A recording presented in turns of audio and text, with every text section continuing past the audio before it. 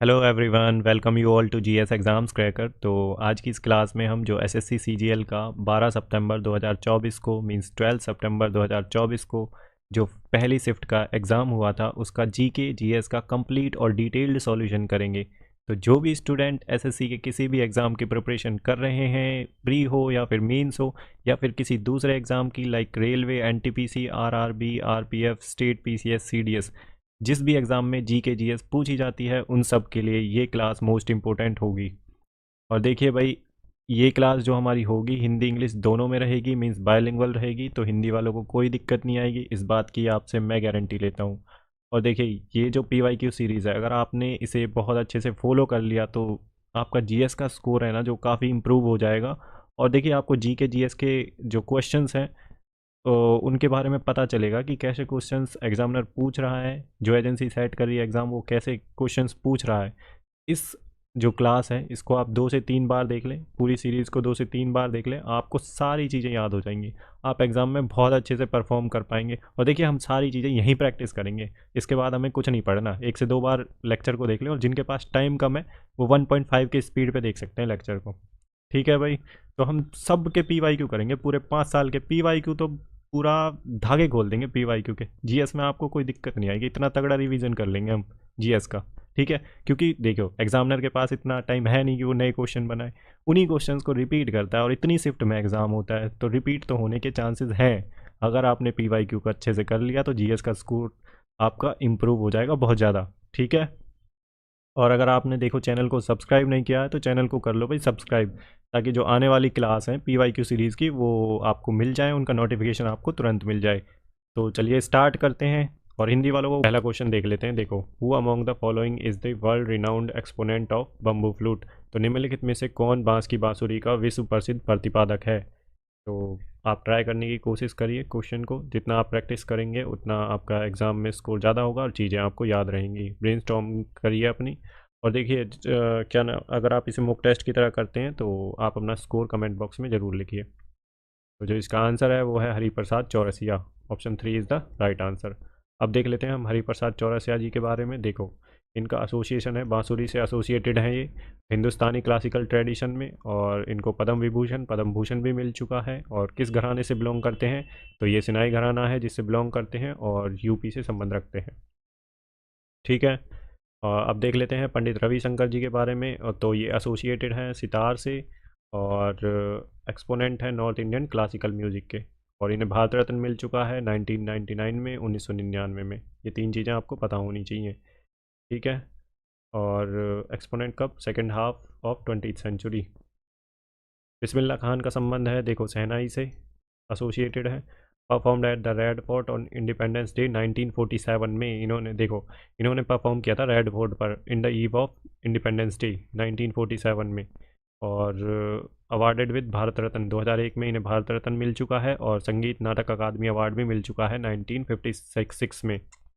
और leading artist हैं हिंदुस्तानी classical music के। ठीक है, ये आर्टिस्ट हैं हिंदुस्तानी क्लासिकल म्यूज़िक के। तो बिस्मिल्लाह खान के बारे में भी देख लिया। एम एस सुब्बुलक्ष्मी जी के बारे में देख लेते हैं। देखो, ये एसोसिएटेड हैं इंडियन कार्नाटिक सिंगर हैं, और कंट्रीब्यूशन इंडियन क्लासिकल सिनेमाज में इसका इनका कंट्रीब्यूशन काफ़ी है।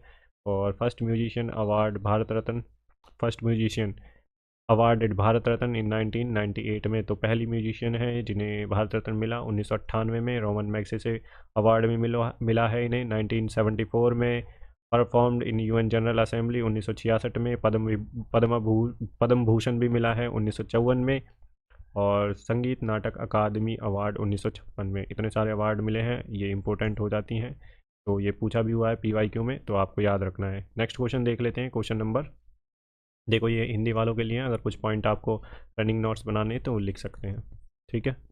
नेक्स्ट क्वेश्चन देख लेते हैं। Question number second, what is net investment. शुद्ध निवेश क्या है। तो आपको थोड़ा सा देखना है, तो आप बताइए कौन सा सही लग रहा है आपको। तो इसका जो आंसर है वो है fourth, gross investment minus depreciation. तो option fourth is the right answer. सकल निवेश माइनस मूल्यह्रास। तो नेट इन्वेस्टमेंट क्या है, देखो, amount of money a company spend on capital assets minus depreciation of those assets। तो देखो, ये कोई कंपनी है, इसने एसेट्स बनाए, तो एसेट्स पे जो खर्चा किया, ठीक है, अपना इंफ्रास्ट्रक्चर बनाया, एसेट्स बनाए, ठीक है, उन पे जो खर्चा किया मशीनरी पे, तो माइनस जो डेप्रिसिएशन हुआ, कुछ टाइम बाद डेप्रिसिएशन भी तो होगा उनका। ठीक है, और मान लो आपने कोई गाड़ी खरीदी तो कुछ टाइम बाद वो उतने की थोड़ी ना बिकेगी, डेप्रिसिएशन हो जाता है उसमें, उसकी वैल्यू कम हो जाती है। तो ऐसे ही कंपनी जो खर्चा कर रही है अपने एसेट्स पर माइनस डेप्रिसिएशन, तो उसे बोलते हैं नेट इन्वेस्टमेंट। तो देखिए अब ये नेगेटिव भी हो सकता है और पॉजिटिव भी हो सकता है। देखो, मान लो मैंने 20 रुपये इन्वेस्ट करे, किस में, एसेट्स पे, और उसका डेप्रिसिएशन हो गया 10 रुपये का, तो बचे कितने, 10। तो मुझे पॉजिटिव ग्रोथ मिली, यहाँ पे कंपनी ने परफॉर्म कैसा किया, पॉजिटिव, अच्छी परफॉर्मेंस मिली। अब मैंने 20 रुपये इन्वेस्ट किए, जो मेरी ग्रॉस इन्वेस्टमेंट थी वो 20 रुपये, और डेप्रिसिएशन कितने का हुआ, 25 का, तो -5, तो नेगेटिव ग्रोथ हुई। तो कंपनी की परफॉर्मेंस कैसे होगी, कंपनी नेगेटिव परफॉर्म कर रही है।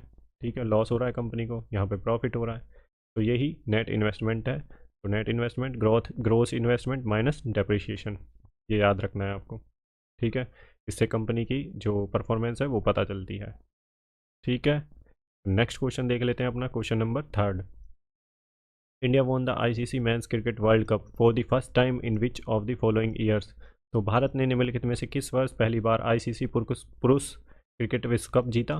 तो ये कब जीता था इंडिया ने पहली बार आईसीसी जो वर्ल्ड कप है क्रिकेट का, मेंस का, तो ये जीता था 1983 में इंडिया ने। Fourth option is the right answer. तो ये किसको हराया था, तो इंडिया ने हराया था वेस्ट इंडीज़ को। कपिल देव के टाइम की बात है ये, कपिल देव। ठीक है, नेक्स्ट क्वेश्चन देख लेते हैं अपना। देखो क्वेश्चन नंबर 4, क्वेश्चन नंबर 4 क्या कह रहा है। देखो क्वेश्चन नंबर 4 कह रहा है, match the following with their respective founders of the British India. सही मिलान करो, इंस्टीट्यूट दे रखे हैं और कौन इनके फाउंडर थे। तो इस वाले का जो जो ऑप्शन है, देखो Asiatic society of Bengal, Sanskrit college of Bengal, तो ये मॉडर्न इंडिया से पूछ रहा है थोड़ा क्वेश्चन इसके। तो देख लेते हैं। देखो इनको करना बहुत आसान है, जो ऐसे स्टेटमेंट में आते हैं। तो इसका जो आंसर है वो है third is the right answer. ठीक है, अब कैसे निकाला, देखो अगर आपको चारों नहीं पता है तो मैं आपको एक अच्छा सा, देखो एलिमिनेशन की थोड़ा सा बता देता हूँ कैसे होता है इन क्वेश्चनों में एलिमिनेशन। तो एशियाटिक सोसाइटी ऑफ बंगाल है, इसका पता है आपको सर विलियम जॉन्स, सिर्फ आपको एक ही पता है और नहीं पता है। तो अगर एग्जामिनर देखो इनके ना जो ऑप्शंस होता है ना वो बहुत ही इजीली एलिमिनेट करवा देता है, बहुत आसान सेट करता है। तो देखिए पहले का जो है, पहले का फोर्थ, तो वो किस में है, देखो पहले का सेकंड, पहले का थर्ड, पहले का फोर्थ, पहले का फर्स्ट, तो एक ही ऑप्शन है पहले का फोर्थ। अगर हमको एक ही पता है सिर्फ, तीनों में से और याद नहीं है, तो आप आराम से एलिमिनेट कर सकते हैं। लेकिन आपको घबराना नहीं है, एग्जाम में आप देखते ही घबरा जाओगे, आप कैसे करूँ मुझे तो याद ही नहीं। अरे आप ऑप्शन एक बार ट्राई करिए, आपका क्वेश्चन 2-3 क्वेश्चन तो ऐसे ही सही हो जाएंगे आपको, सिर्फ आपका थोड़ा सा फोकस थोड़ा सही जगह है। तो देखिए पहले का fourth is the right answer. तो ऑप्शन पहले का फोर्थ किस में है, सिर्फ एक में ही है, तो इसका आंसर यही होगा। अगर दो में होता तो फिर हम उन दो में से देखते, तो इसको भी आप एलिमिनेट कर सकते हैं, इसको भी। तो option third is the right answer. अब हम देख लेते हैं। देखो संस्कृत जो एशियाटिक सोसाइटी ऑफ बंगाल, तो सर विलियम जॉन्स ने, संस्कृत कॉलेज ऑफ बनारस, तो ये किया था सर जोनाथन डंकन जी ने, और फोर्ट विलियम कॉलेज ये वेल्जली ने, और कलकत्ता मदरसा तो ये वॉरेन हेस्टिंग्स ने। ठीक है, अब इनके बारे में थोड़ा देख लेते हैं। देखो Asiatic society of Bengal founded, स्थापना कब हुई थी, 1784 में, 1784 में विलियम जॉन्स ने, और कलकत्ता में प्रमोट ओरिएंटल स्टडीज़ को प्रमोट करने के लिए। ठीक है, तो आपको ईयर और किसने स्थापना की थी तो वो याद रखना है आपको। और संस्कृत कॉलेज ऑफ बनारस, तो ये क्या था, 1791 में स्थापना कब हुई थी, 1791 में, by Jonathan Duncan in Banaras to promote the study of Hindu laws and philosophy, जो हिंदू लॉज एंड फिलोसफी के स्टडी के लिए, उनको प्रमोट करने के लिए। ठीक है, उनकी स्टडी को प्रमोट करने के लिए। तो स्थापना कब हुई थी संस्कृत कॉलेज ऑफ बनारस की, तो 1791 में, जोनाथन डंकन के द्वारा बनारस में। तो नेक्स्ट देख लेते हैं फोर्ट विलियम कॉलेज। तो fort William college founded in 1800, स्थापना 1800 में, और किसने की थी, लॉर्ड वेल्जली ने, और कलकत्ता में। और ट्रेनिंग थी इसमें, क्या होता था कि जो ब्रिटिश ऑफिशियल्स हैं उनको ट्रेनिंग देने के लिए। ठीक है, वर्नाक्यूलर लैंग्वेज में और ओरिएंटल लैंग्वेज में। ठीक है, और जो लास्ट है कलकत्ता मदरसा, तो इसमें क्या था कि ये कब फाउंड किया गया था, स्थापना इसकी 1791 में वॉरेन हेस्टिंग्स ने की थी। अब हम देख लेते हैं नेक्स्ट। देखो आप ये क्वेश्चन पूछे हुए हैं, तो PYQ में आपको ईयर याद रखना है और किसने कब फाउंड की थी वो याद रखना है। ठीक है, नेक्स्ट क्वेश्चन देख लेते हैं अपना, question number 5th। Kathakali one of the classical dances of India is predominantly performed in which of the following states of India. तो कथकली भारत के शास्त्रीय नृत्यों में से एक है, तो मुख्य रूप से भारत के निम्नलिखित राज्यों में से किस राज्य में किया जाता है। तो कथकली का आपको क्लासिकल डांस के बारे में पता होगा थोड़ा बहुत, तो ट्राई करिए इस क्वेश्चन को। देखिए जो इसका आंसर है वो है 4th, केरला। केरला में कथकली जो क्लासिकल डांस है वो परफॉर्म किया जाता है, केरला से है वो। कथकली मीन्स कथा, स्टोरी, और कली मीन्स आर्ट और परफॉर्मेंस। जो आर्ट और परफॉर्मेंस दी जाती है इसमें क्या है, artist communicate story to the audience through facial expression, gesture and footwork. देखिए जो आर्टिस्ट होता है, जो परफॉर्म कर रहा होता है डांस, वो अपने ऑडियंस को कैसे कम्युनिकेट करता है, जो स्टोरी होती है उसे कैसे डिलीवर करता है, फेशियल एक्सप्रेशन से, गेस्चर दिखाता है, और फुटवर्क की जो होता है उसकी वजह से कम्युनिकेट कर पाता है, ऑडियंस को समझा पाता है। ठीक है। मोहिनीअट्टम भी क्लासिकल डांस है जो कि केरला का है। आसाम का जो क्लासिकल डांस है वो है सतरिया, सतरिया। और मणिपुर का है मणिपुरी, मणिपुरी। और उत्तर प्रदेश का है कत्थक। आप इन दोनों में कन्फ्यूजन में आ सकते हैं, कत्थक और कथकली में। तो कत्थक है यूपी का और कथकली है केरला का। ठीक है। और 8 क्लासिकल डांस है इनका स्टेटस देती है संगीत नाटक अकादमी। और संगीत नाटक अकादमी कब बनी थी, 1953 में। अभी 9th जो क्लासिकल डांस है वो है छऊ। छऊ छऊ का स्टेटस दिया है कल्चरल मिनिस्ट्री ने। ठीक है। और 8 जो क्लासिकल डांस है, देखो आसाम का है सतरिया, मणिपुर का है मणिपुरी, केरला का 2 है। केरला का एक तो कथकली है और एक है मोहिनीअट्टम। और उत्तर प्रदेश का है कथक, तमिलनाडु का है भरतनाट्यम। और कच्चीपुड़ी है आंध्र प्रदेश का। ठीक है। तो ये हमारे क्लासिकल डांस हो गए हैं। ठीक। तो नेक्स्ट अब देख लेते हैं हम next question. Question number 6। Identify the oldest iron and steel company of India from following options. निम्नलिखित विकल्पों में से भारत की सबसे पुरानी लोहा और इस्पात कंपनी की पहचान कीजिए। तो सबसे पुरानी कंपनी क्रोनोलॉजी पूछ लिया आपसे, तो अब आपको बताना है। अगर आपने थोड़ी पढ़ी है ज्योग्राफी, 11th क्लास की ज्योग्राफी में दे रखी है ये सारी, तो ये है आपकी Tata iron and steel company. ठीक है। तो ये इनके बारे में देख लेते हैं। टिस्को कब एस्टेब्लिश हुई थी, तो इसकी स्थापना हुई थी 1907 में। किसने की थी, जमशेदजी टाटा और दोराबजी टाटा ने। और Visvesvaraya iron and steel works, तो ये इस्टेब्लिश किया था 1923 में इन कर्नाटका में। तो कर्नाटका में इस्टेब्लिश करी थी ये। इसके बाद है इंडियन आयरन स्टील कंपनी, तो इसको कब इस्टेब्लिश की थी, 1918 में। 1918 में, 1918 में। लोकेशन कहाँ है इसकी, बर्नपुर, वेस्ट बंगाल में। Mysore iron and steel work, तो ये एस्टेब्लिश की थी 1923 में। 1923 में लोकेशन है इसकी भद्रावती, केमारगुंडी, कर्नाटका में। केमारगुंडी माइंस है कर्नाटका में। तो केमारगुंडी माइंस आप बताएंगे, आप केमारगुंडी जो माइंस है इसलिए फेमस है। ठीक है। नेक्स्ट क्वेश्चन देख लेते हैं। देखिए क्रोनोलॉजी से क्वेश्चन पूछेगा, आपको इनका ईयर याद रखना है ज़रूर से, और किस स्टेट में है वो याद रखना है। आपसे नेक्स्ट एग्ज़ाम में पूछ सकता है, या पीवाईक्यू में पूछा जा चुका है ये क्वेश्चन, सारे पीवाईक्यू से ही उठाए मैंने। ठीक है। नेक्स्ट देख लेते हैं अपना question number 7। The magnificent Kailash temple at Ellora was build during the rain of which Rashtrakuta king. तो एलोरा में शानदार कैलाश मंदिर किस राष्ट्रकूट राजा के शासनकाल के दौरान बनवाया गया था। तो आपसे पूछ रहा है राष्ट्रकूट डायनेस्टी के वो कौन से राजा थे जिनके टाइम पे कैलाश टेम्पल बना था, जिन्होंने बनवाया था। तो ये सारे राष्ट्रकूट डायनेस्टी के किंग हैं।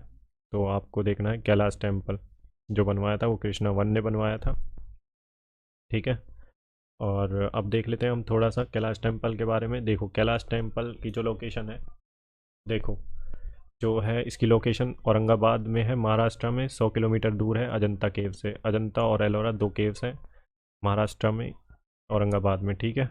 तो कंस्ट्रक्शन कब हुई थी, 8th सेंचुरी के में इसकी इनकी कंस्ट्रक्शन हुई थी, जो कैलाश टेम्पल है। और ये बना किस में है, द्रविडन आर्किटेक्चर स्टाइल में बना हुआ है, डेडिकेटेड टू लॉर्ड शिवा के लिए डेडिकेटेड है। और कैलाश क्यों पड़ा, क्योंकि हिमालयन रेंज है कैलाश, तो उनके नाम पर पड़ा, और डेडिकेटेड है शिवा के लिए। ठीक है। और monolithic structure carved out of single solid rocks, ये मोनोलिथिक स्ट्रक्चर है और एक सिंगल रॉक से कट किया गया है ये। ठीक है।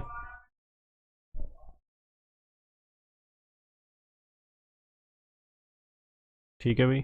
तो ये मोनोलिथिक स्ट्रक्चर है carved out of single solid rocks. Single solid rock से जिसे बनाया जाता है वो मोनोलिथिक, मोनो मतलब एक और लिथिक में क्या स्टोन। ठीक है, तो अब देख लेते हैं एलोरा केव्स के बारे में। देखो एलोरा में 34 केव्स हैं, 17 जो हैं हिंदूज़ को डेडिकेटेड हैं, ब्राह्मणिकल केव्स हैं, 12 बुद्धिज़्म से रिलेटेड केव्स हैं और 5 जैन केव्स हैं। इसे यूनेस्को वर्ल्ड हेरिटेज साइट का जो स्टेटस है वो दिया गया 1993 में, वर्ल्ड हेरिटेज साइट्स में के अंडर इंक्लूड कर लिया गया। और केव नंबर 16 जो है कैलाशनाथ टेम्पल इसी से रिलेटेड है, केव नंबर 16। और डेवलप्ड क्या है, develop during the 5th to 11th century. जो ये केव्स हैं एलोरा केव्स, ये 5th to 11th सेंचुरी के बीच में डेवलप्ड हुई। तो केव नंबर 14 रावण की खाई है, ये पूछा जा चुका है। केव नंबर 15 दस अवतार टेम्पल है केव नंबर 15 में एलोरा के। और केव नंबर 32 में इंद्र सभा है, जैन केव्स हैं ये। ठीक है, अजंता केव्स क्या है, अजंता केव्स में क्या है 29 केव्स हैं।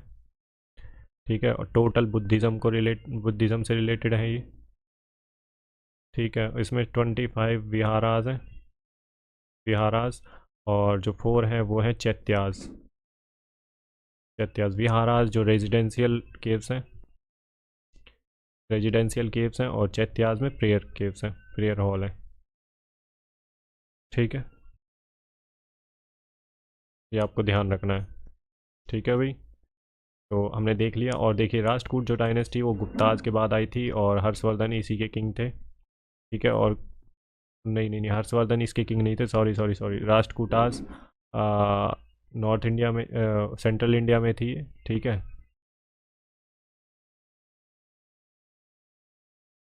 तो नेक्स्ट क्वेश्चन देख लेते हैं अब हम। ये सारे किंग्स हैं इसके राष्ट्रकूट डायनेस्टी के। ठीक है, तो कृष्णा वन ने ही बनवाया था कैलाश टेम्पल। नेक्स्ट क्वेश्चन देख लेते हैं अपना, question number 8। In which state UT is the Hemis festival celebrated.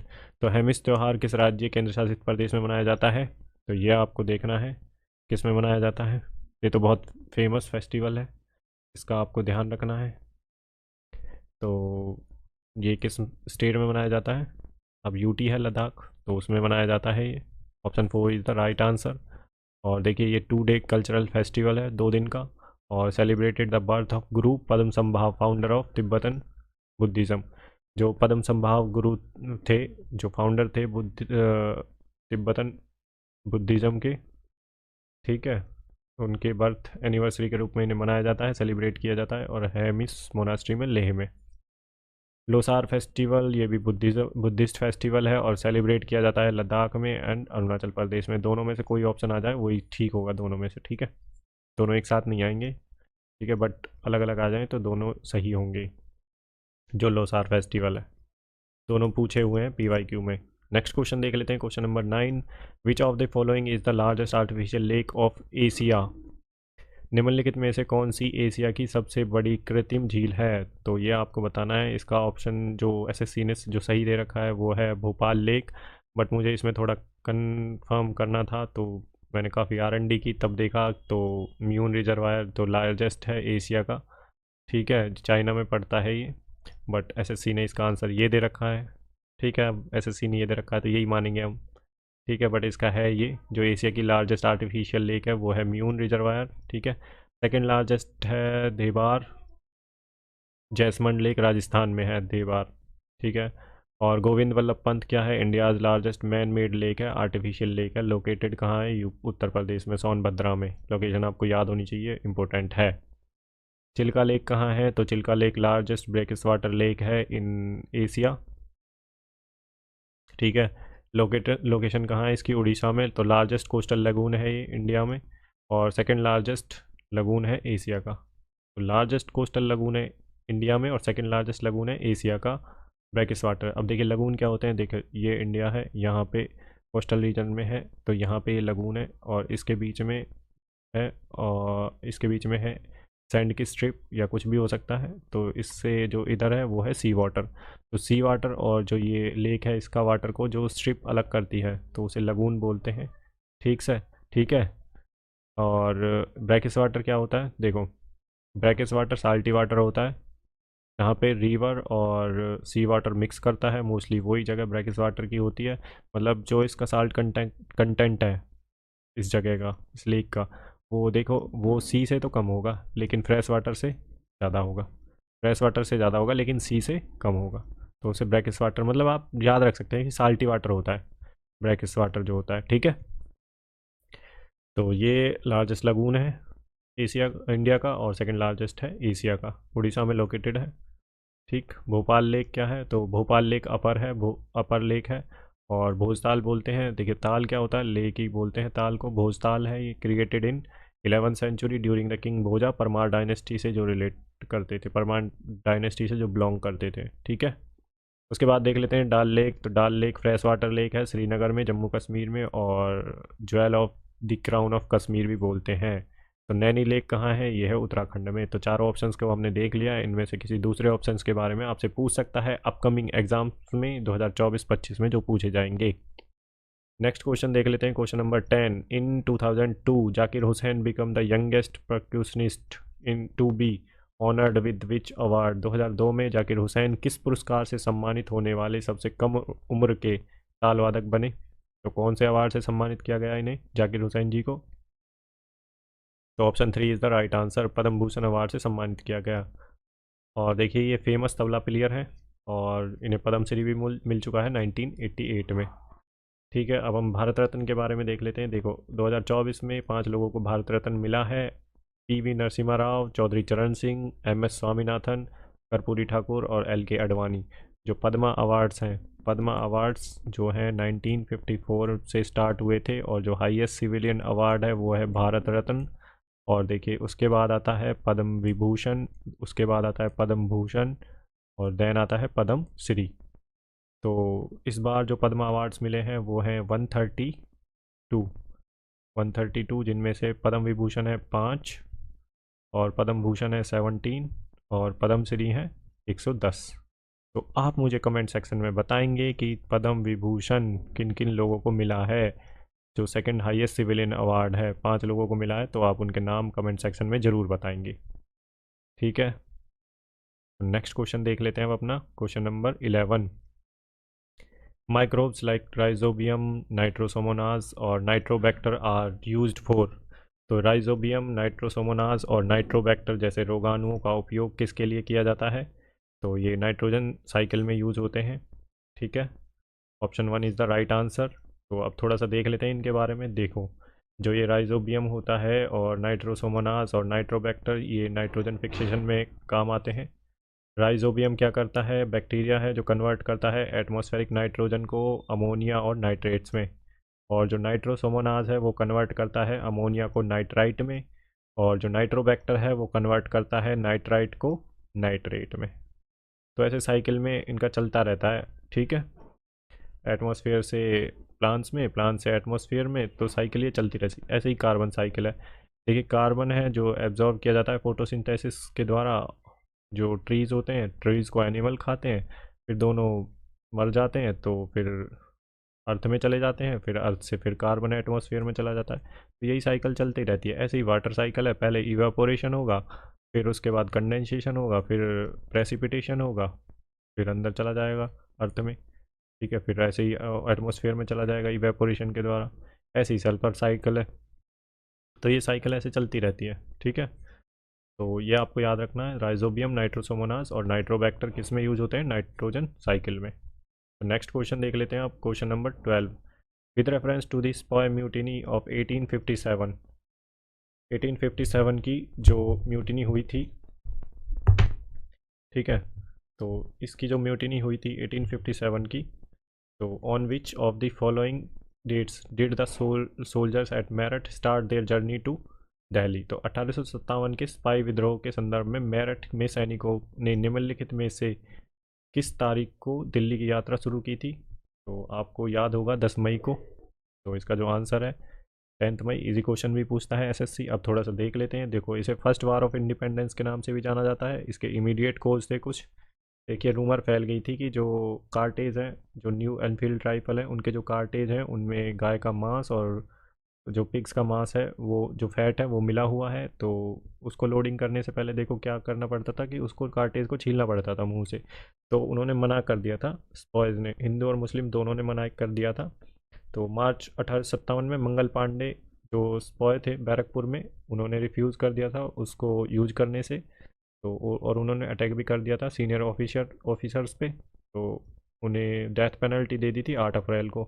फिर 9 मई को भी कुछ सोल्जर्स थे, 85 सोल्जर्स, जिन्होंने मना कर दिया था मेरठ में उन कार्टेज को यूज़ करने से, ठीक है, न्यू राइफल्स को। तो उन्हें सेंटेंस दे दिया, 10 साल की जेल कर दी गई थी। तो उनके साथियों ने उन्हें जेल से इम्प्रिजनमेंट से बाहर निकाल के तो विद्रोह स्टार्ट कर दिया। ऑफिसर्स थे जो वहाँ के, उन्हें मार दिया और दिल्ली चलो का नारा स्टार्ट किया, ठीक है, दिल्ली की यात्रा शुरू कर दी। और इस टाइम पे जो बहादुर शाह जफ़र दिल्ली के सुल्तान थे, ठीक है। अब अलग अलग जगह से लीड किया, तो लखनऊ से देखो बेगम हज़रत महल ने लीड किया था, और कानपुर से नाना साहेब ने, झांसी से रानी लक्ष्मीबाई ने, बिहार से कुंवर सिंह ने, और बरेली से खान बहादुर खान ने स्टार्ट किया था। तो आपको याद रखना है, ये PYQ में पूछा जा चुका है। तो नेक्स्ट क्वेश्चन देख लेते हैं अपना, question number 13। Who among the following was selected as the Sherpa for India's G20 hosted in 2022 and 23? तो निम्नलिखित में से किसे 2022-23 में आयोजित भारत के G20 के लिए शेरपा के रूप में चुना गया? तो ये थे कौन? अमिताभ कांत। तो answer 4 is the right answer. Ashwini Vaishnav railway minister हैं, शक्तिकांत दास RBI के गवर्नर हैं, ठीक है, और पीयूष गोयल जी मिनिस्टर हैं। G20 एस्टेब्लिश्ड कब हुआ था? 1999 में, 1999 में स्थापना हुई थी। और ये ग्रुप है 19 कंट्रीज़ का, और एक इसमें यूरोपियन यूनियन है और अफ्रीकन यूनियन। अफ्रीकन यूनियन जब G20 समिट, जो भारत ने जो G20 समिट होस्ट की थी 2023 में, तब ऐड किया गया था 2023 में अफ्रीकन यूनियन को, ठीक है। तो साउथ अफ्रीका जो होस्ट करेगा 20वीं समिट 2025 में। अभी जो 19th समिट हुई है रियो डी जेनेरियो में, ब्राज़ील में, 2024 में, ठीक है। थीम क्या है इस बार की जो ब्राज़ील में हुई है रियो डी जेनेरियो में? तो building a just world and a sustainable planet, ठीक है। तो 18 में इसकी थीम याद रखनी है आपको, और 19th हुई कहाँ है ये पूछ लेगा आने वाले एग्जाम में। तो 18th were held in India, 18 तो सबमिट हुई थी G20 की, वो इंडिया में हुई थी 2023 में, ठीक है। और इसकी थीम थी Vasudhaiva Kutumbakam, one earth one family one future. तो आपको ये इंपॉर्टेंट पॉइंट हैं सारे, ये याद रखने हैं। G20 इंपॉर्टेंट हो जाता है एग्ज़ाम्स के लिए, ठीक है। और आपको 19 कंट्रीज़ जो G20 में है वो थोड़ा सा देख लेना है कौन कौन सी हैं, और आप कमेंट सेक्शन में ज़रूर लिखें आप कौन कौन सी कंट्री हैं G20 में। 19 कंट्रीज़, यूरोपियन यूनियन और अफ्रीकन यूनियन। अमिताभ कांत जो है नीति आयोग के CEO रह चुके हैं पहले, नीति आयोग के CEO, ठीक है। और जो नीति आयोग होता है उसके चेयरमैन कौन होते हैं? PM उसके चेयरमैन होते हैं। नेक्स्ट क्वेश्चन देख लेते हैं अपना, question number 14। Purvanchal Himalaya does not comprises of, Purvanchal Himalaya में निम्नलिखित शामिल नहीं है। तो कौन सा इनमें पूर्वांचल हिमालय में शामिल नहीं है? अगर आपने थोड़ी सी भी ज्योग्राफी पढ़ी है, फिजिकल ज्योग्राफी, तो आप इस क्वेश्चन को बहुत आराम से कर ले जाएंगे। देखो नागा, देखो ये इंडिया का, थोड़ा सा मैं रफली हैंड उससे बना देता हूँ मैप, ठीक है। ये ऐसे करके कुछ ऐसे, तो ये हो जाएगा इस तरह से। तो ये फ्री हैंड मैप बनाया भाई, आप इसको ज़्यादा सीरियसली ना लें। ये है हमारा नॉर्थ ईस्ट, ठीक है। तो यहाँ पे क्या है? यहाँ पे है नागा हिल्स, मणिपुर हिल्स और मिजो हिल्स, तीनों यहाँ पे हैं। तो ये पूर्वांचल हिमालय है, ईस्टर्न पूर्वांचल मतलब ईस्टर्न। और जो ये पड़ती हैं पीर पंजाल रेंज, ये यहाँ पे पड़ती हैं, ठीक है। और देखिए यहाँ पे है ट्रांस हिमालय, ट्रांस हिमालय के अंडर आती हैं काराकोरम, लद्दाख और जास्कर। उसके बाद आता है ग्रेट हिमालय, ग्रेट हिमालय, उसके बाद लेसर हिमालय। तो लेसर हिमालय का पार्ट है पीर पंजाल रेंज, ठीक है। इसके बाद है कौन सी? तो वो है शिवालिक रेंज। तो आपको क्रोनोलॉजी पूछ लेगा नॉर्थ टू साउथ, तो याद रखनी है आपको, ठीक है। वेस्टर्न मोस्ट है ये, जो पीर पंजाल रेंज है वेस्टर्न साइड में पड़ती है। नेक्स्ट क्वेश्चन देख लेते हैं अपना। क्वेश्चन देखो, आंसर है पीर पंजाल सेकंड, जो नहीं है। आप वैसे भी निकाल सकते हैं, अगर आपको नॉर्थ ईस्ट के स्टेट से आते हैं तो भी आपका ये आंसर सही हो जाएगा। नेक्स्ट क्वेश्चन है question number 15। In which year did the India make it's Olympic debut in hockey? Bharat ने हॉकी में ओलंपिक की शुरुआत किस वर्ष की थी? तो ये भारत ने शुरुआत कब करी थी? 1928 में। Fourth option is the right answer. और इसमें क्या हुआ था, इंडिया ने गोल्ड जीता था और किसको हराया था, नीदरलैंड के अगेंस्ट जीता था, एम्स्टर्डम में ये हुए थे। ठीक है।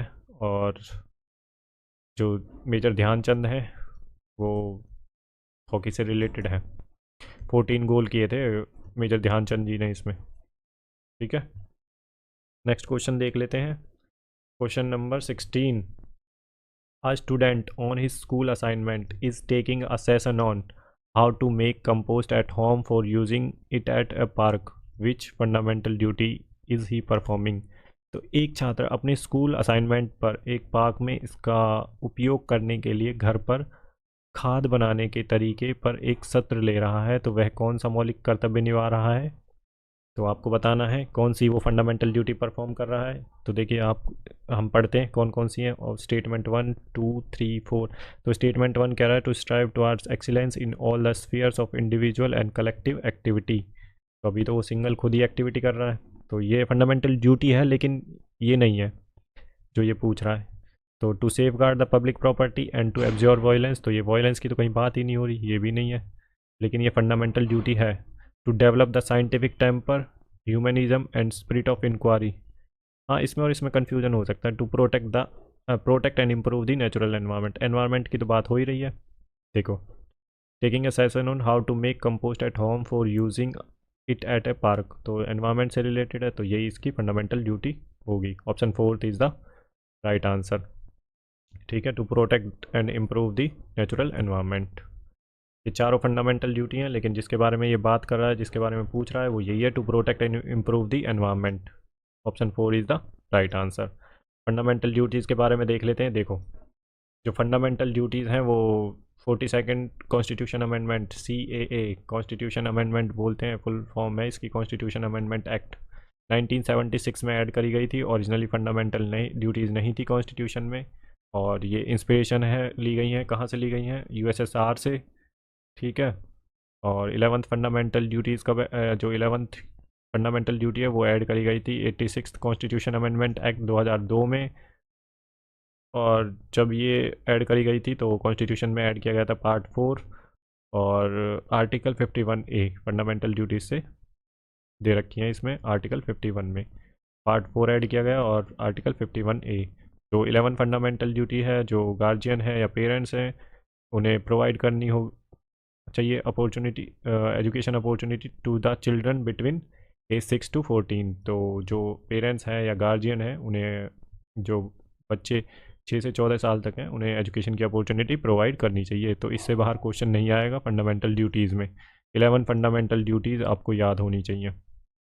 ठीक है, नेक्स्ट वाला एग्जाम में ये वाली पूछ लेगा, या ये पूछ लेगा, ये पूछ लेगा। अब उसके पास क्वेश्चन बने ही नहीं है एग्जामिनर के पास ज़्यादा, उन्हीं को घुमा फिरा के पूछता रहता है। शिफ्ट ही इतनी होती हैं अब कि भाई क्वेश्चन रिपीट होने तय हैं। अगर आप PYQ को थोड़ा सा अच्छे से प्रैक्टिस करके चले जाएँ ना, जो ये मैं वीडियो, जो ये लेक्चर्स बना रहा हूँ, अगर आप इन्हें 2-3 बार देख लेंगे ना, तो आपके जो GS का स्कोर है ना, वो काफ़ी इंप्रूव हो जाएगा। आप ट्राई करके देख लेना। ठीक है, क्योंकि रिपीट होते ही हैं question. Question number 17, in August 2022 the Ministry of Social Justice and Empowerment launched the scheme with an aim to provide comprehensive rehabilitation service to people engaged in begging। तो अगस्त 2022 में सामाजिक न्याय और अधिकारिता मंत्रालय ने 75 नगर पालिकाओं में भीख मांगने वाले लोगों को व्यापक पुनर्वास सेवाएं प्रदान करने के उद्देश्य से कौन सी योजना शुरू की? तो उन्होंने स्टार्ट की थी स्माइल 75। तो option 3 is the right answer. देखो, ये इसकी फुल फॉर्म क्या है स्माइल 75 की? तो support for marginalised individuals for livelihood and enterprise. तो ये स्माइल की फुल फॉर्म है, आपको याद रखनी है, दूसरे एग्ज़ाम में पूछ सकते हैं। तो इसका गोल क्या है? देखिए, जो सिटीज़ में, टाउन्स में, म्यूनसिपैलिटीज़ एरियाज़ में जो बैगिंग कर रहे हैं लोग, उन्हें फ्री करना और उन्हें रिहेबिलिटेशन प्रोवाइड करना, उनकी पहचान करना, मेडिकल फैसिलिटीज़ प्रोवाइड करना, काउंसलिंग करना, एजुकेशन देना और स्किल डेवलप करना उनमें, ताकि वो उनको स्किल डेवलपमेंट प्रोवाइड करना, ताकि वो सेल्फ एम्प्लॉयड हो सकें। तो ये लॉन्च कब करी गई थी? 2022 में और 12 अगस्त को। तो आपको ये तीनों चीज़ें याद होनी चाहिए। ठीक है, कब लॉन्च करी गई थी और गोल क्या है इसका, और इसकी फुल फॉर्म क्या है। नेक्स्ट क्वेश्चन देख लेते हैं, question number 18। Which is the national mission for financial inclusion to ensure access to financial services, namely a basic saving and deposits account, remittance, credit, insurance, pension in the affordable manner। तो वहनीय तरीके से वित्तीय सेवाओं अर्थात मूल बचत और जमा खाते, प्रेषण, ऋण, बीमा, पेंशन तक पहुंच सुनिश्चित करने के लिए राष्ट्रीय वित्तीय समावेशन मिशन कौन सा है? तो आपको इस योजना का नाम बताना है कौन सी है। तो वो है प्रधानमंत्री जन धन योजना। तो option 4 is the right answer. Financial inclusion देखो, जो सारी सर्विसेज हैं वो रूरल और जो अर्बन एरियाज हैं सब तक पहुंच सकें, जो भी सर्विसेज हैं, ठीक है। जैसे डिजिटल इंडिया का है कि पूरा फाइनेंशियल इंक्लूजन करना है, उन्हें रूरल तक भी वो सर्विसेज पहुंचानी है, ठीक है। तो आगे देख लेते हैं। देखो, प्रधानमंत्री जन धन योजना जो लॉन्च करी गई थी वो 28 अगस्त को लॉन्च करी गई थी 2014 में। ये 24 नहीं है भाई, 2014 है, 14 है। तो ये 2014 में लॉन्च करी गई थी 28 अगस्त को। और जो देखिए, स्वर्ण जयंती ग्राम स्वरोजगार योजना, तो ये जो योजना थी इसको रिप्लेस करके आया नेशनल रूरल लाइवलीहुड मिशन, ठीक है, 2011 में। इसके बाद 2015 में क्या हुआ, उन्होंने इसका नाम भी चेंज करके दीनदयाल अंत्योदय योजना नेशनल रूरल लाइवलीहुड मिशन कर दिया गया। और इस योजना को इम्प्लीमेंट करने वाली मिनिस्ट्री कौन है? तो मिनिस्ट्री ऑफ रूरल डेवलपमेंट इसे इम्प्लीमेंट करेगी, ठीक है। और लॉन्च भी किया उसी ने ही, rural development ministry of rural development ने। तो इसका काम क्या था? To reduce poverty by enabling the poor household to access gainful self employment.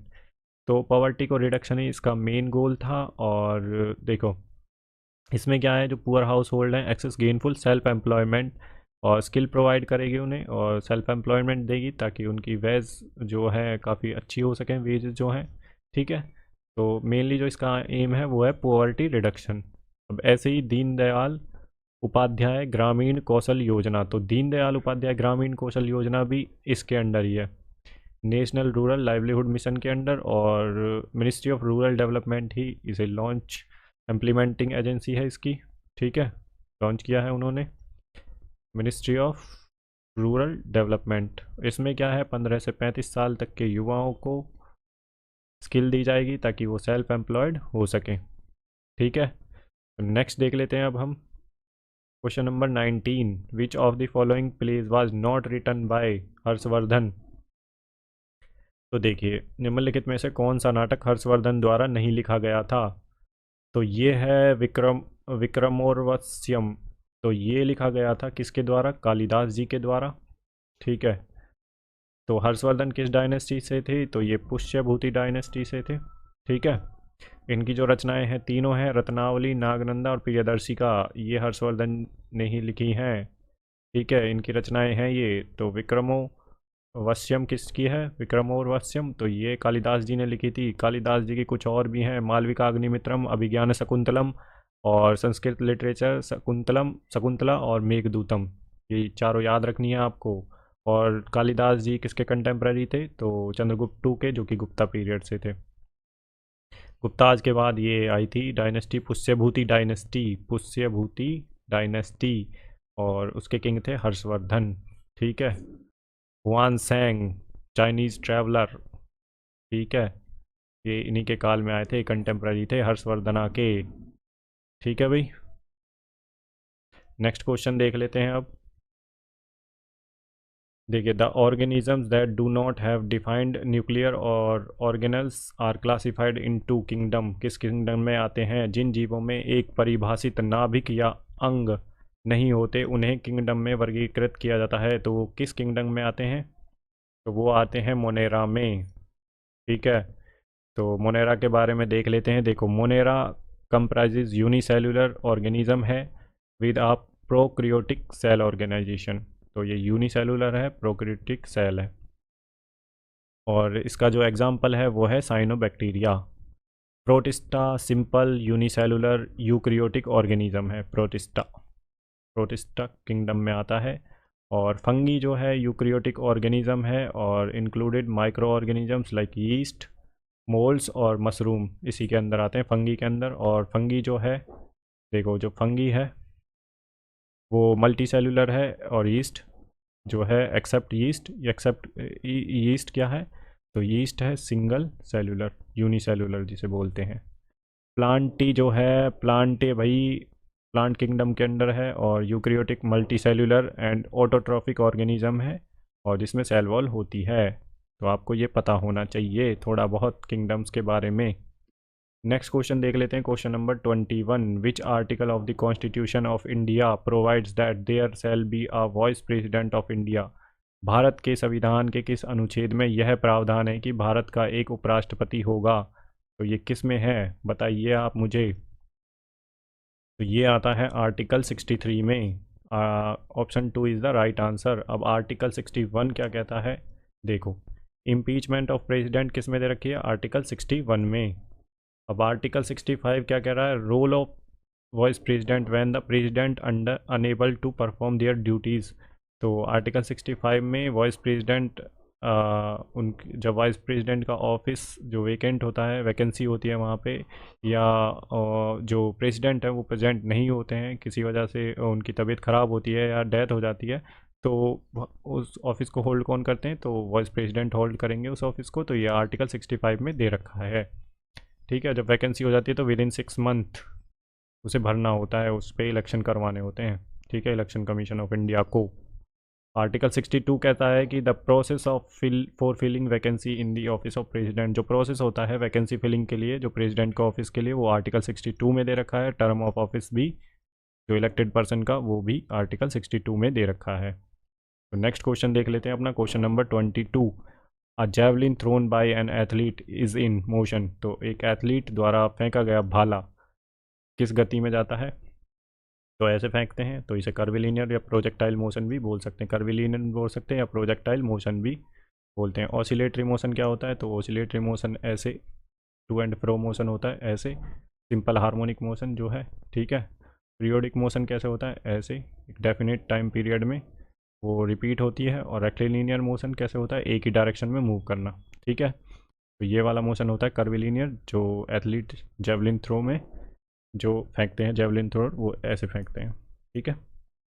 Next question देख लेते हैं अपना, curvilinear motion. Answer 4th is the right answer, option 4th। Question number 23। The green revolution technology resulted in an increase in production of cereals production from cereal production from 72.4 million tons in 1965 to 66 to कितने million ton हो गई थी 1978 to 79। तो हरित क्रांति प्रौद्योगिकी के परिणाम स्वरूप अनाज उत्पादन में 1965-66 में 72.4 मिलियन टन से कितनी वृद्धि हुई 1978-79 तक?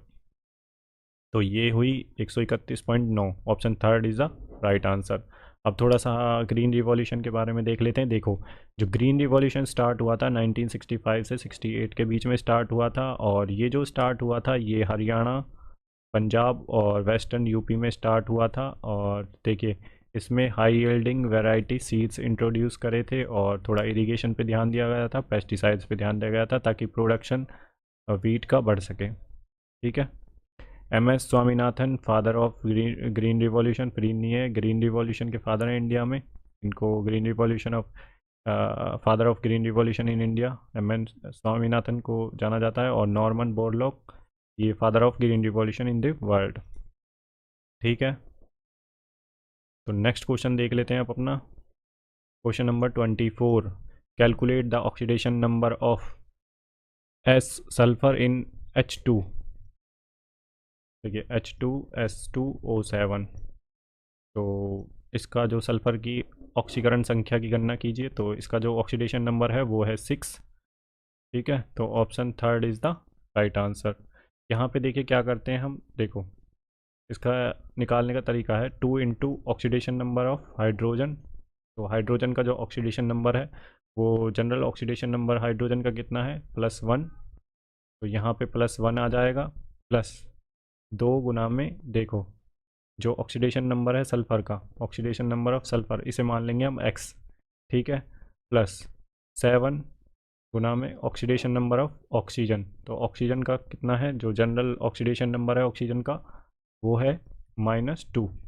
तो यहाँ पे -2 आ जाएगा, इसको सबको बराबर इक्वल टू 0 रख देंगे, तो 2 गुना में +1, ठीक है, +2 गुना में x रखा था हमने, ऑक्सीडेशन नंबर ऑफ सल्फर, ये निकाल रहे हैं हम, तो 7 गुना में -2 इक्वल टू 0, तो ये हो जाएगा 2 + 2x प्लस -14 इक्वल टू 0, तो ये इसमें से माइनस हो जाएगा, तो 2x - 12 इक्वल टू 0, तो x की वैल्यू कितनी आ जाएगी, तो x की वैल्यू आ जाएगी, ये पॉजिटिव हो जाएगा इधर जाके, तो ये इसके नीचे चला जाएगा अगर x की वैल्यू निकालेंगे, तो 12/2, तो ये आ गई 6, तो सल्फर की जो ऑक्सीडेशन नंबर आ गया 6 is the right answer, option 3। अब देख लेते हैं नेक्स्ट क्वेश्चन अपना, और देखिए free element has an oxidation number equal to 0, तो 0 के बराबर होंगे जो फ्री एलिमेंट्स हैं, free elements has an oxidation number, जो फ्री एलिमेंट्स का ऑक्सीडेशन नंबर होगा वो इक्वल टू 0, ठीक है। नेक्स्ट क्वेश्चन देख लेते हैं, देखो विच of the following is not पे ध्यान देना है, एसएससी वालों बिल्कुल ध्यान देना है, आप नोट भूल जाते हैं जल्दी जल्दी के चक्कर में, अलर्ट हो जाता है।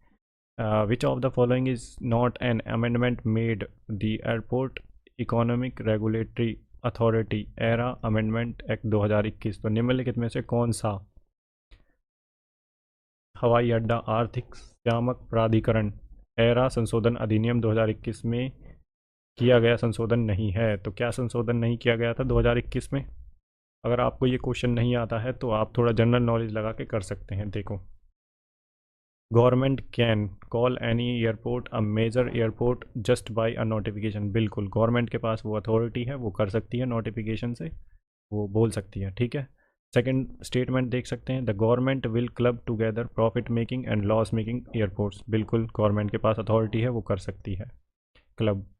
The government can offer airport as a package in PPP model to the prospective bidders, तो पब्लिक प्राइवेट पार्टनरशिप मॉडल में कर सकती है गवर्नमेंट, ये भी उनके पास अथॉरिटी है। अब देख लेते हैं fourth option, a major airport is one which has an annual traffic of minimum 35 lakh passengers, तो ये नहीं किया गया है संशोधन, बस आप इसको अगर नहीं आता है तो इसमें थोड़ा सा कर सकते हैं कि कैसे डिफाइन करेंगे। तो ये तो हमें थोड़ी पॉजिटिव स्टेटमेंट लग रही है, तो ये थोड़ी सी स्टेटमेंट थोड़ी अलग सी लग रही है, तो इस पे आप जा सकते हैं अगर आपको नहीं पता है तो, अगर पता है तो वो वेल एंड गुड है, ठीक है। तो ऑप्शन 4 है, major airport is one which has an annual traffic of minimum 35 lakh passengers, numbers में है तो मोस्टली एग्जामिनर गलत ही बनाएगा इसे, ठीक है, क्योंकि गलत करने का स्कोप यही है उसके पास, यहाँ पे तो कम ही है, ये पॉजिटिव स्टेटमेंट भी लग रही है। तो ये हमारे हो गए 25 questions complete, most important questions 25। तो जो सितंबर 2024 को फर्स्ट शिफ्ट का जो पेपर हुआ था उसका सॉल्यूशन है, और देखो आप अच्छे से प्रैक्टिस करेंगे PYQ सीरीज़ की 1 से 2 बार, तो आपको चीज़ें बिल्कुल, हम अपने लेक्चर्स में ही सारी चीज़ें याद करेंगे, ठीक है। आपके GS की इतनी प्रैक्टिस हो जाएगी कि आपका जो स्कोर है ना, आपको चीज़ें बिल्कुल याद हो जाएंगी, आपको एग्ज़ाम में बिल्कुल भी टेंशन नहीं होगी, जब जितनी आप प्रैक्टिस करेंगे उससे ही ज़्यादा आपका स्कोर इम्प्रूव होगा, ठीक है। आप कितना भी पढ़ लो, बहुत ज़्यादा पढ़ लोगे चीज़ें याद नहीं रहेंगी, कम पढ़ोगे लेकिन मल्टीपल टाइम्स रिवाइज़ करोगे, प्रैक्टिस करोगे, तो वो चीज़ें आपके दिमाग में जो सबकॉन्शियस माइंड है उसमें फीड हो जाएंगी, और एग्ज़ाम टाइम में आपको दिक्कत नहीं आएगी, ठीक है। नया कुछ फील नहीं होगा जब अपने सारे क्वेश्चन देखें, इतनी शिफ्ट होती है, सारे क्वेश्चन रिपीट ही हो रहे हैं, एग्जामिनर इतना दिमाग थोड़ी ना लगाएगा नए नए क्वेश्चन, बस उसको क्या करना है कि लैंग्वेज थोड़ी चेंज कर देनी होती है। तो अगर आपको लेक्चर अच्छा लगा तो अपने दोस्तों में और जो भी प्रिपरेशन कर रहा है उन लोगों में शेयर करिए, ताकि उन्हें भी फ़ायदा हो सके इस PYQ सीरीज़ का, ठीक है भाई। और अपना रिव्यूज़ आप कमेंट सेक्शन में दे सकते हैं। तो चलिए हम यहीं पे अपने जो क्लास है उसको समाप्त करते हैं, के लिए अपना ध्यान रखें। जय हिंद, गुड बाय।